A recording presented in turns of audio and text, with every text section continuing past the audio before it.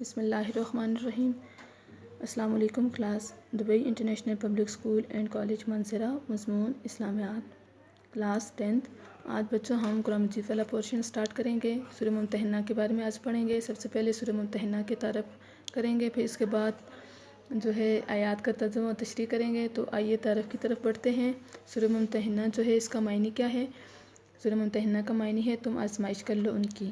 بچوں کن کی آزمائش کر لیں؟ اس سے کیا مراد ہے کہ مومن عورتوں کی آزمائش کر لیں۔ کون سی مومن عورتیں؟ وہ عورتیں جو مکہ سے ہجرت کر کے مدینہ آئی ہوں، ان کی آزمائش کر لیں۔ اب سورہ ممتحنہ کے نام کے بارے میں جانتے ہیں۔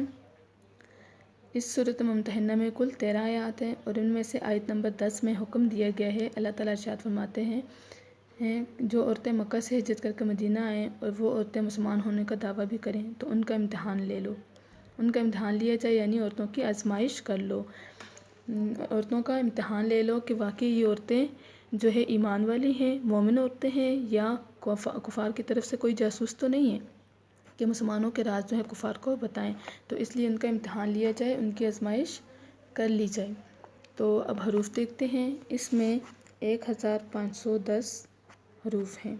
موجودہ ترتیب کے لحاظ سے یہ سورت پارہ نمبر 28 میں شامل ہے۔ اب زمانہ نزول دیکھتے ہیں اس سورت کا۔ زمانہ نزول اس سورت میں 2 اہم معاملات کی طرف توجہ دلائی گئی ہے۔ پہلا معاملہ جو تھا وہ خاطب ابن ابی بلتعہ رضی اللہ تعالیٰ عنہ کا ہے، اور دوسرا معاملہ جو ہے حدیبیہ کا معاہدہ ہے۔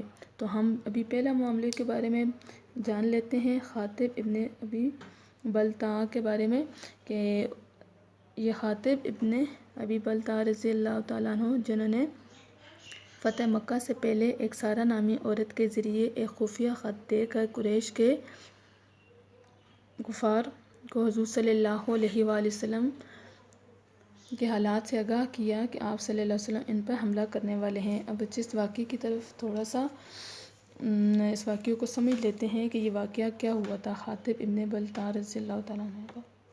کہ ایک سارہ نامی جو عورت تھی وہ مکہ سے آئی تھی مدینہ میں، تو جب دوبارہ مکہ کی طرف جانے لگی تو حضرت خاطب رضی اللہ تعالیٰ عنہ سے ملے اور انہوں نے انہیں اس عورت کو خط دیا اور ساتھ 10 دینار بھی دیے اور کہا کہ یہ راز کسی کو بھی نہ پتہ چلے۔ تو اس خط میں کیا لکھا ہوا تھا؟ خط میں یہ لکھا ہوا تھا کہ نبی پاک علیہ الصلوۃ والسلام مکہ پر حملہ کرنا چاہتے ہیں، وہ حملے کی تیاری کر رہے ہیں، تو قریش کے کفار جو ہیں وہ اس بات سے آگاہ رہیں۔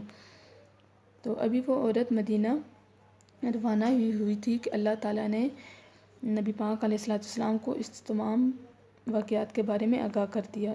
تو نبی پاک علیہ الصلوۃ والسلام نے فوراً حضرت علی رضی اللہ تعالیٰ عنہ، حضرت زبیر رضی اللہ تعالیٰ عنہ، حضرت مقداد بن اسود رضی اللہ تعالیٰ عنہ کو اس عورت کے پیچھے بھیجا اور 7 جگہ بتائی کہ ایک باغ ہے جس کا نام خاخ ہے، وہاں پر وہ عورت آپ کو ملے گی اور اس کے پاس ایک خط ہوگا، آپ اس سے وہ خط ہر قیمت پر لے کر آئیں، اگر وہ نہ دے تو اس کو قتل کر دیں۔ تو جب وہ صحابہ کرام باغ میں پہنچے تو وہاں پہ اس عورت کو پایا، تو اس عورت سے خط مانگا، تو پہلے تو اس عورت نے خط دینے سے انکار کر دیا۔ پھر جب اس کو قتل کی دھمکی دی گئی تو اس نے اپنی بالوں میں سے خط نکال کر دیا۔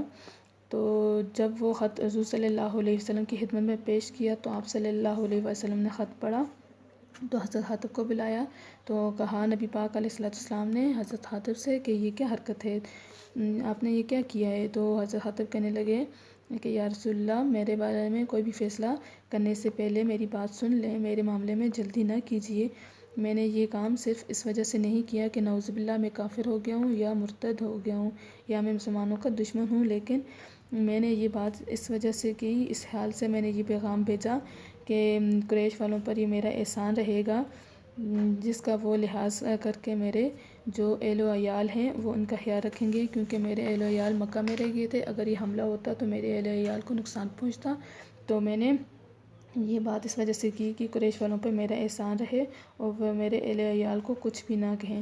تو حضرت خاطب نے سچی بات کی تو نبی پاک علیہ السلام نے ان کو معاف کر دیا، کیونکہ حضرت خاطب بدری صحابہ میں سے تھے اور بدری صحابہ کو اللہ تعالیٰ نے معافی کا حکم فرمایا تھا۔ اب دوسرا معاملہ جو تھا حدیبیہ کا معاہدہ تھا۔ تو حدیبیہ کا ایک شرط بچوں آپ کو میں بتاتی چلوں تاکہ آپ کو اس بارے میں پتہ چل جائے کہ حدیبیہ کے معاہدے میں ایک شرط یہ رکھی گئی تھی کہ اگر مسلمانوں کا کوئی آدمی کافروں کی طرف چلا گیا تو وہ اس کو واپس نہیں کیا جائے گا، لیکن کافروں کا کوئی آدمی اگر مسلمانوں کی طرف آ گیا تو مسلمان اس کو واپس کر دیں گے۔ تو دوسرا معاملہ جو تھا ان عورتوں کا ہے جو صلح حدیبیہ کے بعد جو عورتیں مکہ سے ہجرت کر کے مدینہ آئی تھیں، اور ان کے بارے میں یہ سوال پیدا ہوا کہ ان شرائط حدیبیہ کے تحت جس طرح مردوں کو واپس کیا ہے، یہی شرط رکھی تھی نا بچوں کے کافروں کا کوئی آدمی اگر مسلمانوں کی طرف آ گیا تو مسلمان اس کو واپس کر دیں گے۔ تو اس شرط کے تحت جس طرح مردوں کو واپس کیا تھا آیا ان عورتوں کو بھی واپس کیا جائے گا۔ اس سے یہ بات واضح ہوتی ہے کہ یہ سورت ممتحنہ جو ہے صلح حدیبیہ اور فتح مکہ کے درمیانی عرصے میں نازل ہوئی۔ اب بچوں موضوع اور مباحث کو پڑھ لیتے ہیں۔ موضوع کس کو کہتے ہیں؟ عنوان کو کہتے ہیں، یعنی ہمارا جو بیان ہے اس کا موضوع کیا ہے، آج کیا موضوع ہمارے بیان کا ہونا چاہیے۔ مباحث کہتے ہیں گفتگو کرنے کو، بحث و مباحثہ کو۔ تو اس صورت مبارکہ کے 3 حصے ہیں، پہلا حصہ، دوسرا حصہ اور تیسرا حصہ۔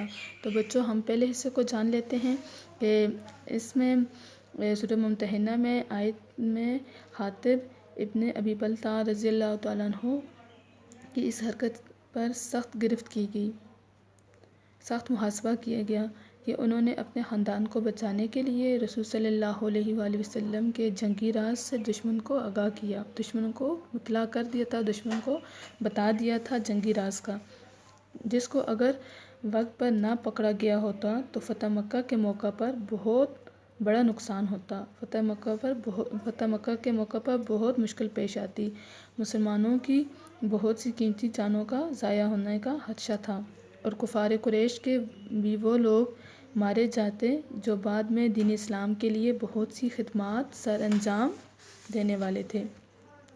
یہ نقصانات صرف اسی وجہ سے ہوتے کہ مسلمانوں میں سے ایک آدمی اپنے اہل و عیال کو جنگ سے بچانا چاہتا تھا، اور وہ بچوں کون تھے؟ حاطب ابن ابی بلتع رضی اللہ تعالیٰ عنہ تھے، جنہوں نے یہ راز سارہ نامی عورت کے ذریعے قریش کے کفار تک پہنچانا چاہا تھا۔ تو اس پر اللہ تعالیٰ نصیحت کرتے ہوئے بلکہ تمام مسلمانوں کو یہ نصیحت کی ہے کہ مسلمانوں کو کسی صورت میں کسی بھی حال میں اللہ اور اس کے رسول صلی اللہ علیہ وآلہ وسلم کے دشمنوں کے ساتھ دوستی کا معاہدہ نہیں کرنا چاہیے، ان سے دوستی نہیں رکھنی چاہیے، اور کوئی ایسا قدم نہ اٹھائیں، کوئی ایسا کام نہ کریں جس سے مسلمانوں کے بجائے کفار کو فائدہ حاصل ہو، مسلمانوں کو نقصان پہنچے اور کافروں کو فائدہ ہو، ایسا کوئی کام مسلمانوں کو نہیں کرنا چاہیے۔ تو بلکہ جو کفار مسلمانوں کو تکلیف نہ دیتے ہوں، نقصان نہ پہنچاتے ہوں، تو ان کے ساتھ احسان کا برتاؤ کیا جا سکتا ہے۔ سورہ ممتحنہ میں اس بارے میں بھی ارشاد فرمایا گیا کہ وہ مسلمان جو کافروں سے دوستی رکھتے ہیں یا کوئی تعلق مسلمانوں نے رکھا ہوا ہے اور وہ کافر مسلمانوں کو تکلیف نہیں دیتے، ایذائیں نہیں پہنچاتے، نقصان نہیں پہنچاتے، مسلمانوں کو دین پر رہنے کے لیے کوئی تکلیفیں نہیں پہنچاتے، تو ان کے ساتھ اچھا برتاؤ، احسان کا برتاؤ کیا جا سکتا ہے۔ اب دوسرا حصہ دیکھتے ہیں۔ دوسرے حصے میں ایک اہم معاشرتی معاملے کو بیان کرنا مقصود ہے کہ جو اس وقت بڑا مسئلہ بنا ہوا تھا۔ کچھ مسلمان عورتیں ایسی تھیں جن کے شوہر کافر تھے، تو وہ مسلمان عورتیں ہجرت کر کے مدینہ آ جاتی تھیں، جس طرح مکہ سے ہجرت کر کے مدینہ آئی تھیں ام کلثوم رضی اللہ تعالیٰ عنہا، امیمہ بنت بشیر رضی اللہ تعالیٰ عنہا۔ تو اسی طرح مدینہ میں کچھ مرد ایسے تھے جن کی بیویاں کافر تھیں اور وہ مکہ میں ہی تھیں، تو ان کے درمیان یہ مسئلہ پیدا ہوا کہ ان کے ہاں رشتہ ازدواجی یعنی نکاح کا رشتہ باقی ہے یا نہیں۔ تو اللہ تعالیٰ نے اس بات کا بھی بلکہ ہمیشہ کے لیے یہ فیصلہ فرما دیا کہ مسلمان عورتوں کے لیے کافر مرد جائز نہیں، تو اسی طرح مسلمان مردوں کے لیے یہ جائز نہیں کہ وہ کافر عورت یا مشرک عورت سے نکاح کرے، اس مرد کے لیے بھی نکاح کرنا جائز نہیں۔ تو اس سے یہ پتہ چلتا ہے کہ مسلمان مردوں کے لیے مسلمان عورتیں، مومن مردوں کے لیے مومن عورتیں اور مومن عورتوں کے لیے مومن مردوں سے نکاح کرنا جائز ہے۔ اب تیسرا حصے کو دیکھ لیتے ہیں کہ تیسرے حصے میں نبی پاک صلی اللہ علیہ وآلہ وسلم کو تاکید کی گئی کہ جو عورتیں اسلام قبول کریں یعنی مکہ سے ہجرت کر کے مدینہ آ جائیں اور ہوں بھی مومن ہوں، مسلمان عورتیں ہوں، اسلام قبول کر لیا ہو، تو ان سے آپ صلی اللہ علیہ وسلم عہد لیں۔ کن باتوں پر عہد لیں؟ جو جاہلیت عرب میں پھیلی ہوتی تھی، ان باتوں پر ان سے عہد لیا جائے، اور وہ عورتیں اگر اقرار کریں جن باتوں کا اللہ تعالیٰ اور اس کے رسول صلی اللہ علیہ وآلہ وسلم نے حکم دیا ہے، اور وہ عورتیں ان پر عمل کریں گی، تو ان سے عہد لیا جائے، ان سے بیعت لی جائے۔ اب وہ باتیں کون سی تھیں جن باتوں پر ان عورتوں سے عہد لیا جائے؟ وہ یہ کہ عورتوں سے نیکی اور پرہیزگاری اور اطاعت خداوندی پر بیعت لینے کا حکم ہوا ہے۔